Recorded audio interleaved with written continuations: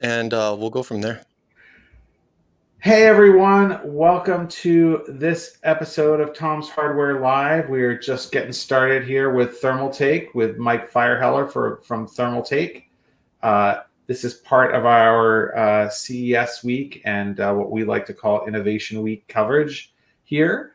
I want to, as always, remind and invite everyone who is on Facebook, Twitch, Periscope, or YouTube that we are taking questions live. So if you have any questions for Mike, please put them in the chat room. Of course, this will also be available after the fact, but you won't get to ask questions when it's not live. So I'm Abram Pilch, Tom's Hardware Editor-in-Chief, and I'm joined today by Senior Editor Sharon Harding and Thermaltake's Mike Fireheller. Mike, how are you doing? Hey, man, what's going on? Thanks for having us. Really appreciate you guys letting us come on here and do a virtual tour here for you guys. Fantastic. Thermaltake always has some really fantastic stuff. So there's a lot. You have a lot of new products this year. But one of them we wanted to ask about because it's unique to start with is that you're sitting in a new Thermaltake chair. I am. This isn't even, I wouldn't even basically consider this a gaming chair, but more of like a gaming cockpit type of chair. It's a different feel than what you're used to with the racing seats and the hugging stuff. I mean, it's more rounded and molded. And I mean, if I can just get up and show you guys, look at how the chair, just the way the shape is of this and how it concaves in, and then the back of the chair, it's almost something like out of like a futuristic airplane or something you would see like in the movies. And I think this is a very fresh idea for Thermaltake and a nice new direction for us to go in for a lot of the gaming chairs that are out there for people that just, it's a copy paste. Everybody's got the same kind of gaming chair, just has a different logo on it or different color, right? I think this is definitely something outside the box. And it's comfortable too. It's got a different feel to it. I don't know. It's kind of hard to explain. It looks like it would be good for big and tall people too, because it looks like there's a lot of space there. Well, I mean, I'm 6'5", so Okay. I would say that I'm at the top side of the form factor on that. And I mean, my head, I still have a headrest. Awesome for tall guys. And, the feel of it and everything, I like, it's just different. I mean, the way, I wish I could show you more. I know we'll have more information about like the chair itself, but one of the things that's really unique about this is the bottom. It's like a U shape. So you're kind of like, how do I explain this? It's got like a cutout on it so that the bottom just kind of, it's almost like a nice little rainbow that you're sitting on. There's no section or separate. There's no things on the side really hitting you. You're more into the seat in like a U type of shape. It's crazy. I like it. It's definitely fresh for us here for 2021. And I hope you guys get a chance to review it and other people get to, learn and see more about this chair because it's pretty interesting. What's it called? What's the name of the chair? So we are calling this the E700 as part of our TT gaming line of products. We've done the E500 chair where that was a mesh like office ergo design. And then we had that in black and white, and that was the E500. And then this is basically, the next level, E700. It's pretty cool. I mean, the shape and everything is different. And the feel on this, I mean, it's even got that nice leather smell. Because it's brand new out of the box. I mean, we just opened it like not even too long, not too long ago. So it's fresh. So what makes it different than your prior chairs? Well, I mean, on the sides, it has a very unique type of, it's almost like a door handle on your car as far as how your levers go for being able to, allow the recline and then being able to lock that recline so that I can lock the recline where I want it to be. And then on the other side, as I loosen that up, is going to be my, my height adjustment so that I can adjust my height on the chair. It's got a nice squishy little bounce to it and everything like a brand new gaming chair would have. But the way you sit in it, the shape of it is, I think, the biggest change that I can feel from, basically being able to sit in this for, like a couple hours where I normally sit in one of our TT fit or comfort type of gaming chairs that we've had for years. Wow. So chair's not the only cool new thing that Thermaltake has come out with. Sharon, I know you wrote about you were looking at the keyboard and some of the new peripherals.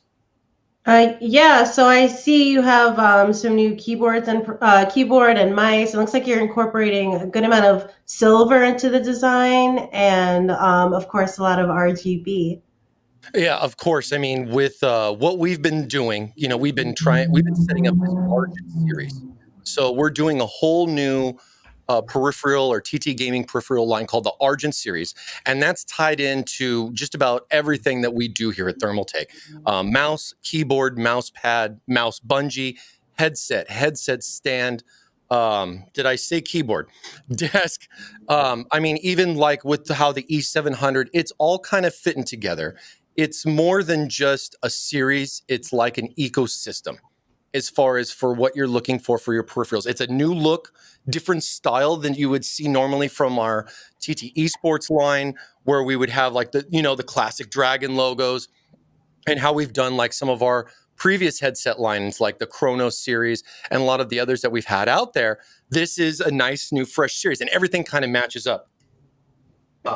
For example, like right here, this is our Argent M5. So this is our M5 wireless mouse. And then, of course, with this, it does have a cable. You can plug it in here and then being able to use it normally. But at the same time, you can detach it. It's wireless, gives you that freedom and everything. And it's got a very unique shape to it. It's ambidextrous. So both sides got all that fun stuff there.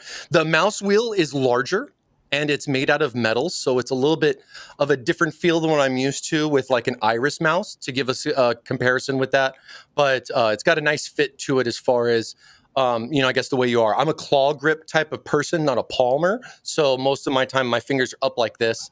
And with my larger hands, it fits pretty comfortable. So does that scroll wheel feel kind of heavier? And is it tactile scrolling? I wouldn't necessarily say it's as tactile, like where it's like super bumpy, but I can feel the difference of just the width of it. It's wider than what I'm used to, or where like a mouse wheel will have more of like a narrowing from the center, and then you can just kind of feel like it's the normal and everything like that. It's interesting. I mean, some people will like it, some people will hate it. But I think it's a nice uniqueness to the mouse, besides the fact that you get the buttons on both sides, fully programmable, RGB lighting, synchronization with all of our, Argent series ecosystem, as well as linking it all up with all your other current existing, TTRGB Plus products, just trying to get that whole thing all tied together with that. And, also, as you were mentioning, speaking of freedom, we have our new W1 wireless keyboard. So another product, and we haven't done this in a while, to be able to offer a wireless keyboard solution. And I really like this look to it. It's just straightforward, simplistic. It doesn't have too many crazy buttons on it. Still gives you that nice, cool little volume wheel right up on here with this and everything with the keys. And, the other thing I like about this is one piece. I thought this was like, this would separate. You know what I mean? You're so used to this being separate, but when you look at it, it's all like a one piece kind of dude. And I like that. If it was separate, it would drive me nuts moving it around because it's wireless and everything. And it gives me just kind of like a bigger like plate, I guess, to, kind of rest that down there and, do some fun stuff with it. Is that mechanical? Yes. This is, I'm trying to think. I don't know if I remember exactly what type of switch this is in here. Sorry. Well, if you type on it and we could hear it being very loud, we can kind of draw some guesses. It's okay. It's pretty quiet. It's not super clicky. It feels like a silver switch. Okay. I'd have to double check on that. My bad for not knowing that off the top of my head. Question on the wrist rest, because obviously you can't swap that out for a different one. So how comfortable is that integrated wrist rest?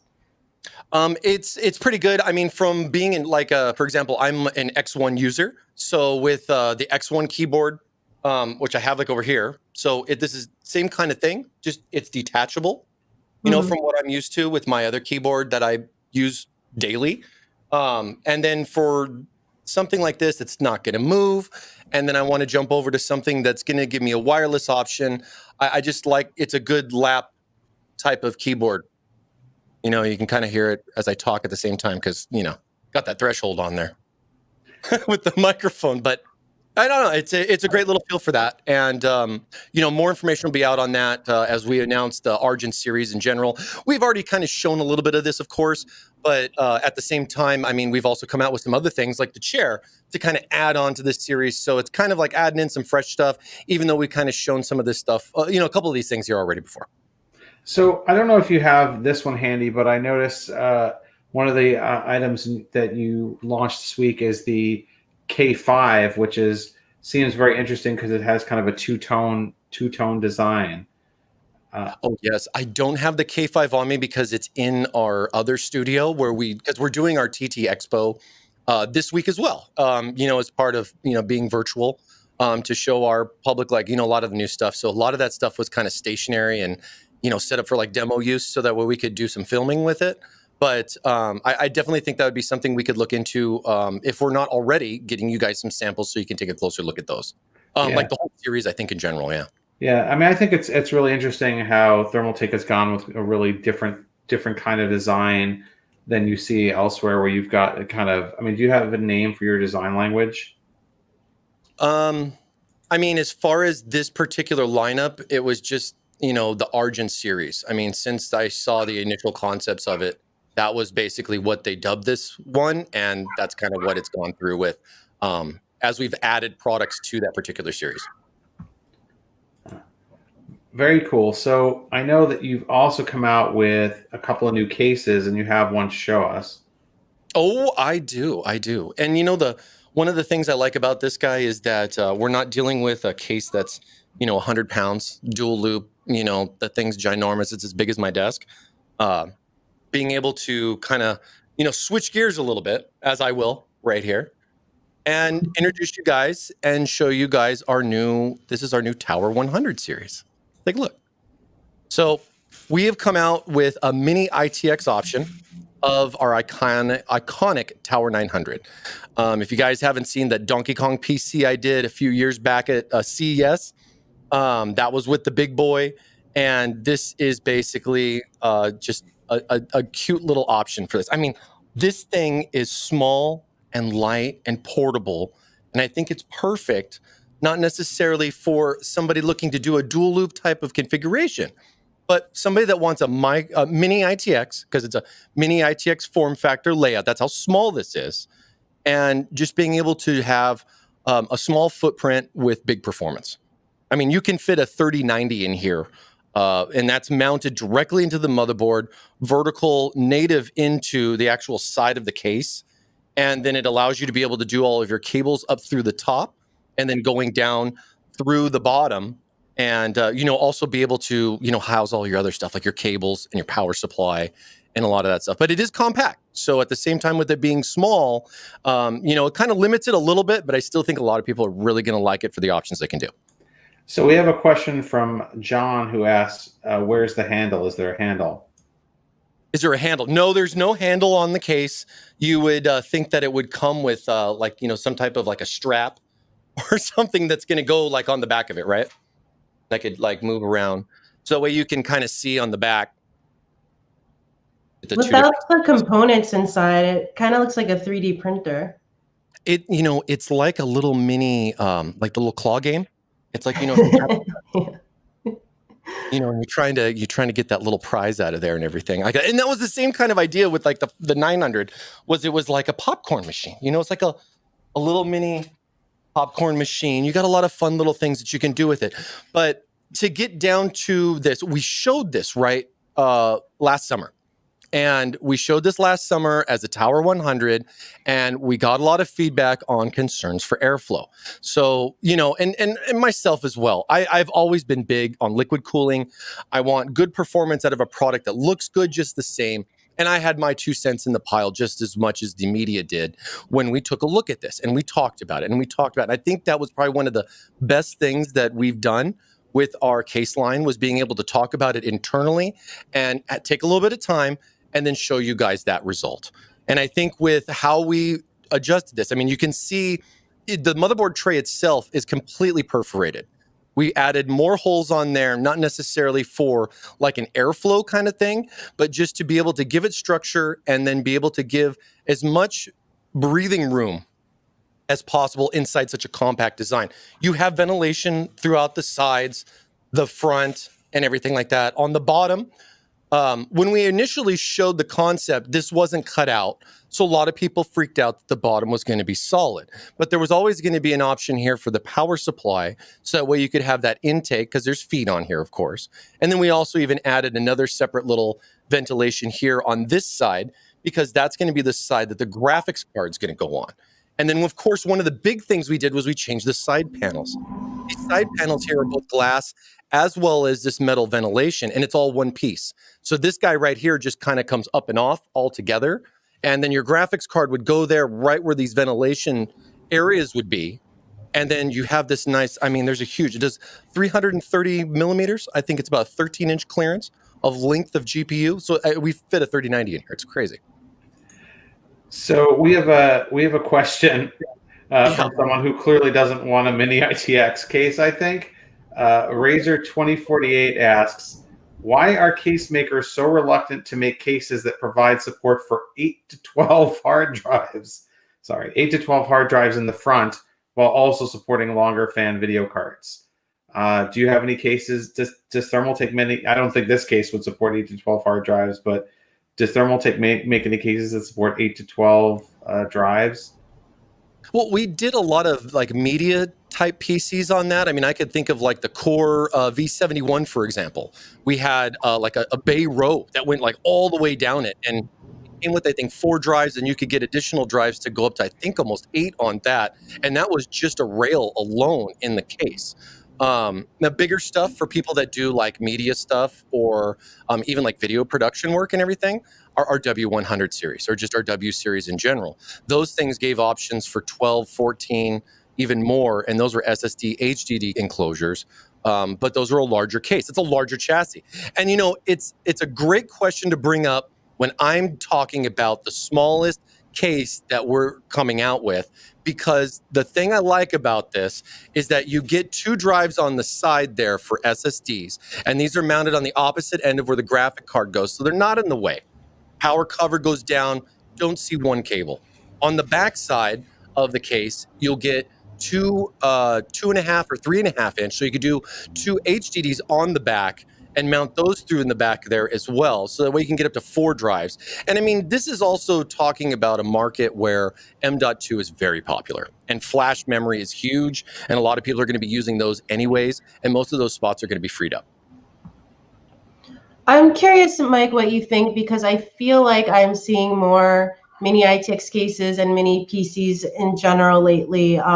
What is driving that, do you think? And I'm curious, do you think, does it have anything to do with the pandemic and people working from home and having space constraints, or is it just sort of a trend because trends happen? I mean, you can deal with it a lot of different ways. I think here at Thermaltake, we've always tried to offer a variety of solutions. I mean, the Tower 100 was one of our big announcements that we had here for CES. But another first look that we did was our new divider series. And when you're dealing with the divider series, we go all the way up from a full tower enclosure down to a micro ATX solution with a mini ITX solution coming. And I mean, something like this, yeah, I'm going to say that if this is going to be like a first-time PC for someone where they're going to do a mini ITX motherboard, air-cooled, GPU, air-cooled, you know, standard power supply, you could get a nice budget PC out of this. And it takes up a lot less space than what you would normally be accustomed, because of the way the shape is. It's not long. It's more of like a box. It's a tower. So it's a little bit different. Might fit in better areas for certain people. You know, think about all the people that are doing school from home. My kids are doing school from home. You know, they either have a laptop or they have, you know, a little iPad on Zoom. And, you know, something like this might be something that they could think of, you know, as a secondary option. Working from home. You can work in game with this just the same. Like I said, I could put a 1660 Ti in here, or I could put an RTX 3090 in here. I mean, and surprisingly, with how small the enclosure is and the adjustments that we've made to the ventilation with this, the results aren't too bad. And I'm looking forward to seeing what everybody else has to say, because, of course, I'm not going to mention anything. I want people to get this out there, test it for themselves, and show me that feedback, because I want to see what they're getting in comparison to what I've done. So speaking of your cases, Thermaltake is famous for your case mod contests. How has the pandemic affected those, and what can we expect in terms of your case mod contest this year? Well, I think with our case mod contest, I think it's definitely a COVID friendly type of event. I mean, at this point, we basically ship the components over to the customers, or at the modders. Those modders are going to get all those pieces right, and they're going to be at the comfort of their own home, putting that stuff together, taking cool pictures, giving us updates. We get little video stuff. We just did the RAM right now, the Toughram RGB modding. We modded the memory itself. I mean, some of the coolest designs I've gotten to see out of this that we've been showing, that, you know, we're doing a voting actually right now for that. And I want to give a big shout out to my friend Ron from Blue Horse Studios. His Mandalorian modded Toughram, this was the way. And I think he did a great job at that. If you haven't seen it, got to check that out. Where can people see that? We have that available. I mean, it's all over our social media, on our Facebook page, through our global channels and everything. And then I believe we also do have some other sites. We've been popping up videos. It's on our forums. So our Thermaltake forums as well is where the voting's actually going on. But yeah, if you just jump over to our Facebook, you should be able to see it pretty cool. It should be pretty easy to find. Yeah, I mean, that's one of...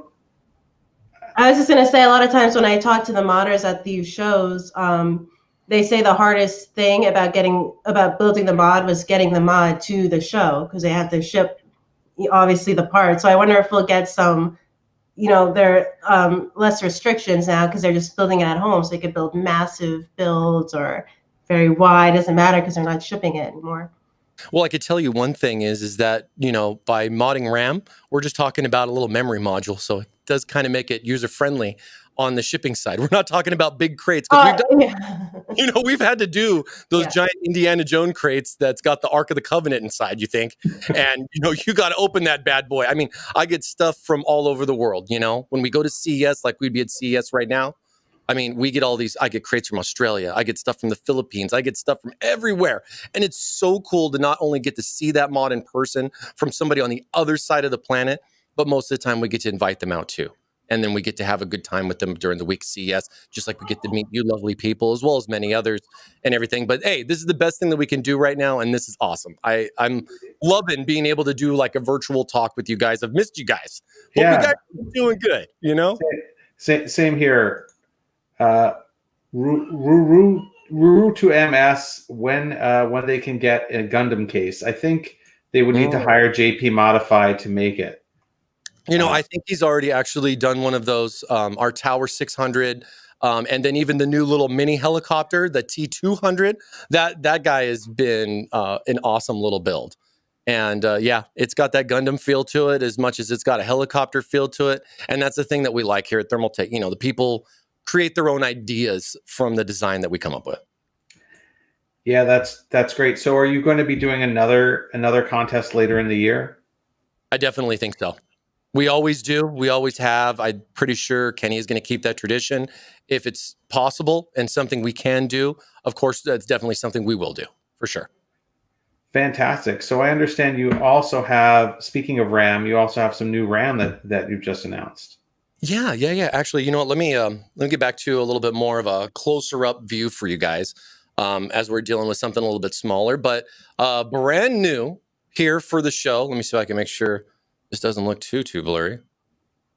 Can't really adjust, but this is our new Toughram XG. So this memory actually has a completely new design for the RGBs. You're looking at 16 LEDs versus the 5 that we had before. And then it's also split up between these two zones and this little X pattern that we have on the inside. So there's 2 separate lights there, as well as these 2 lights here. And it can all be controlled through our current Toughram software. Wow. It's got a cool little like X pattern look to it. I know my camera. See, the problem is my camera is zoomed into here. I'd have to get my other one to zoom in out. But it's a different look than what you would see, of course, with our Toughram.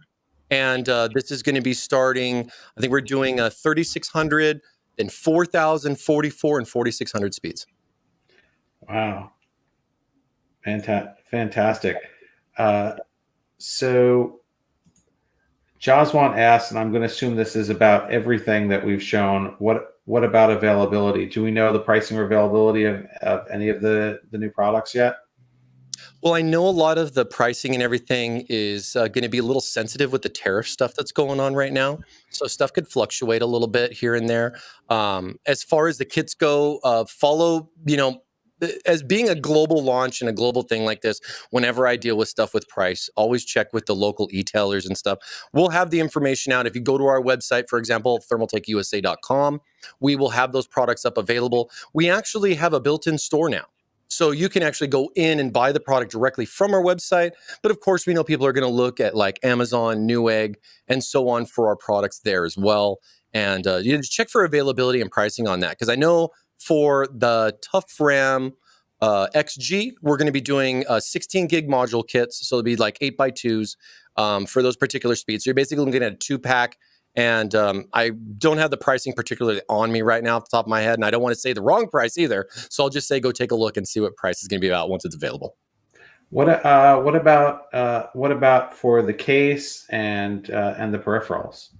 So the case is going to be coming in. So the case, as far as these two particular for the Tower 100s, you're going to be looking at $89.99 for the black and $99.99 for the snow edition here. So basically about a 10% or $10 difference in the price of the color. And when are those coming out? These should be available soon. Actually, this is in stock on our website right now. And if it's not already on Amazon, it will be very soon. I know a lot of people have already been ordering this directly through our website because that's where it went up first. And we've had a lot of, little early adopters have been kind of following along on this guy, especially now that this is the final version of it from the concept we showed last summer. What about the mouse and keyboards? Mouse and keyboards, as far as the Argent series goes, I believe everything except the chair and the desk will be towards the end of Q1 for this year. And some of this stuff might be coming in sooner than later. I know a lot of that stuff with a lot of the situation that's going on has made it a little difficult for us to kind of plan everything out. We understand, other people are probably having the same kind of issues with certain things, but stuff's still coming through. We're really excited to be able to have a lot of this stuff available. A lot of this stuff's going to be here by Q1 with a couple things like the chair and some other first look stuff that we're showing here this week coming up soon. I would say probably mid and Q2 for some of the other things there, but it all kind of depends on how everything goes through, after Chinese New Year. Makes sense. You just mentioned a desk. What's the desk? Do you have the desk there, or? I don't have the desk, but I do know it was mentioned in the PR, so I want to make sure because I look at all those things. But we do because right here, for example, I have this is our RGB desk. I got the motorized function. I can raise and lower the chair. This is great for what I do with my streaming stuff and everything. But we're looking at an L-shape desk as well. That's going to basically have this plus that L-shape extension on the side. It's going to be a little bit different than what we have, currently, because we've just been dealing with just a basic desk and everything. And we're just expanding a little bit on our, fun little furniture fiasco that we got going on here at Thermaltake. Yeah, that's great. One of my favorite YouTube reviews of the year was our friend Joe Stapongzi reviewing, I forget which model of Thermaltake desk, where it was that one where one right here. He lays out across the desk and he has it raise and lower him, and he is a big guy, so that's a pretty good test to show you how much it can hold. As a good friend of Joe, and being a big guy myself, he is a big guy. And yeah. I thought, when we sent him the desk and we talked about this and everything, and he gave me that Hasselhoff thumbnail, I was rolling. I was laughing so hard. I thought it was the funniest thing. I love Joe. Great content for the guy. We're good friends. We've been working with him pretty close on a lot of other stuff too. So more stuff to come with me, with Thermaltake and Joe for sure. So besides large overclockers, what other people gravitate toward these desks? Because I always check them out at CES and other shows, and they have a great presence and a lot of functionality, but I'm wondering who actually gets them. Are they gamers? Are they streamers? Are they just workhorses? Where's your biggest audience for those? I would say a lot of it is probably, the gamers, they want something flashy. I wouldn't necessarily say that they're looking at the top end, like something like this flagship $1,100 desk kind of situation. But at the same time, and as weird as it is in my job that I have, I've sold these desks to scientists that loved it.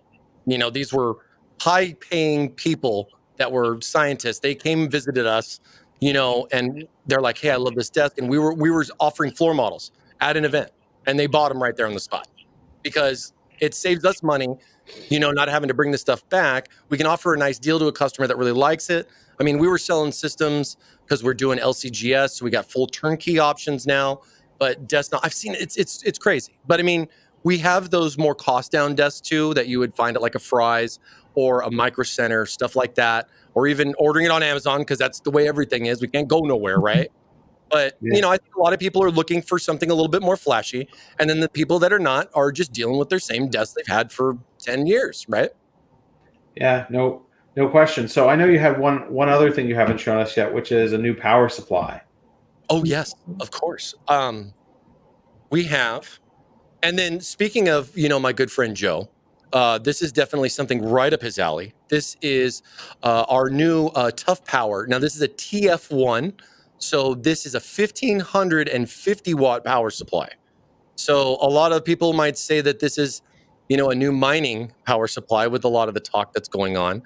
But at the same time, Thermaltake has really been around 1,200 watts. We've done 1,500 watts before in the past. And I think for us to come out with a fresh new model that has all the updated protections, as well as it, being, a titanium efficiency model with it, 1,550 watts for high-end overclockers, especially pushing these new 30 series graphic cards and all that fun stuff.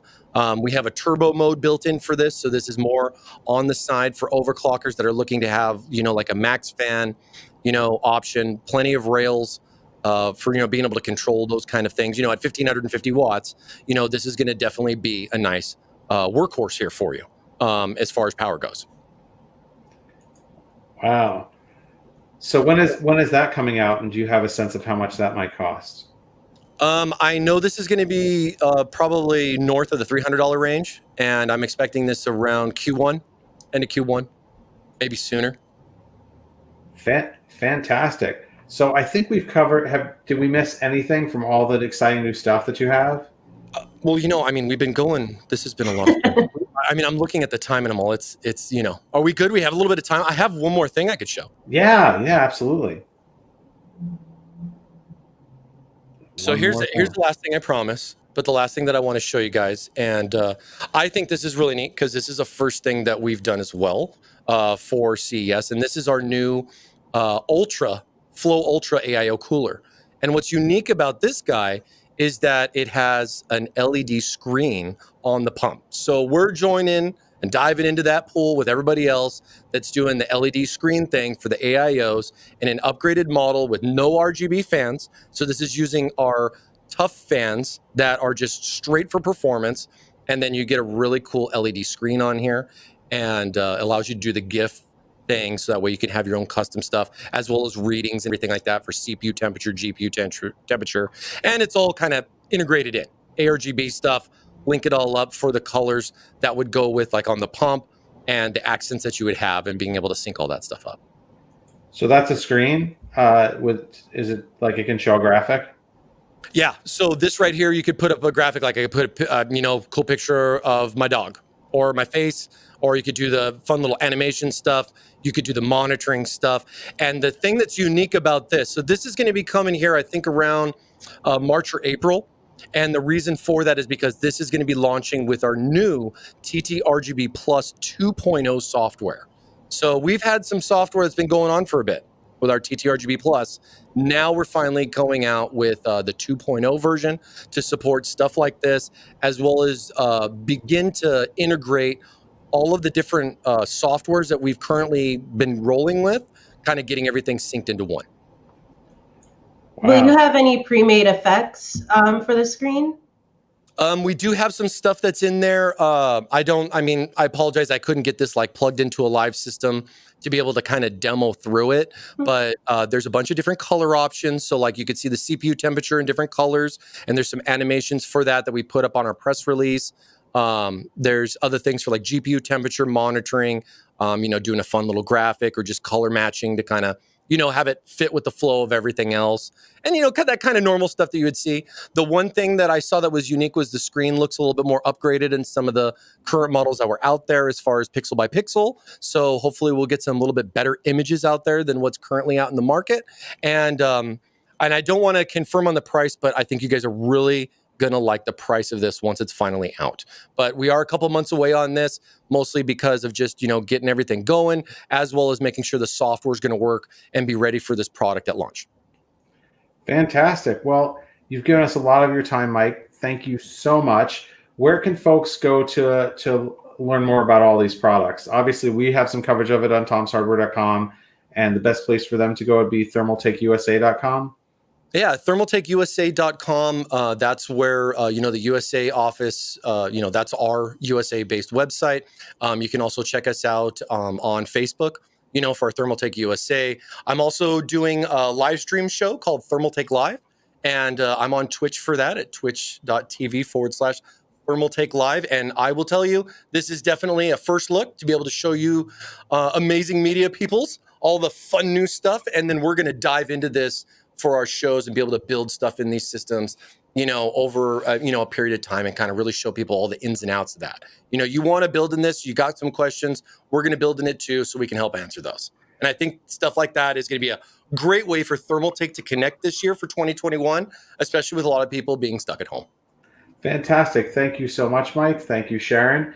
We at Tom's Hardware are doing these shows all week with different vendors. Next up in 25 minutes, we'll be talking with Mike Nash of HP. So if you want to keep up with what we're doing here and elsewhere, always good to subscribe at tomshardware.com, at youtube.com/tomshardware. We will see you guys later. Thanks so much. Thank you, guys.